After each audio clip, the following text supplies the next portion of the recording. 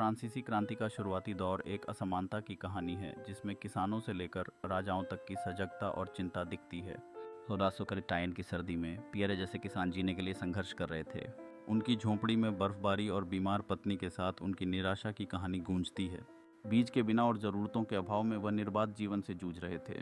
इन किसानों का जीवन सालों से करों के बोझ तले दबी हुई आवाज़ों का एक जीवंत प्रदर्शन था।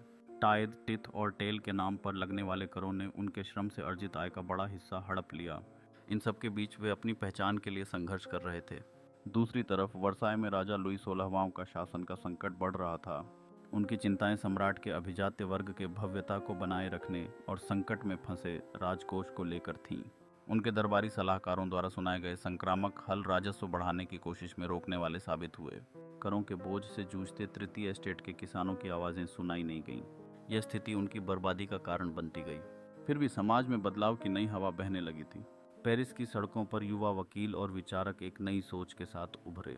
स्वतंत्रता, समानता और भाईचारे के विचार इस समय की मौलिक आवश्यकता बन चुके थे। जीन पॉल जैसे व्यक्तियों ने उन दार्शनिकों के विचारों को साझा किया जो समाज के मौजूदा ढांचे पर सवाल उठाकर बदलाव की मांग कर रहे थे। इससे तीसरे एस्टेट के लोगों में एक जागरूकता और उत्तेजना पैदा हुई। 5 मई 1789 को जब एस्टेट्स जनरल की बैठक बुलाई गई तो यह एक नई आशा और बदलाव की लहर के साथ हुई।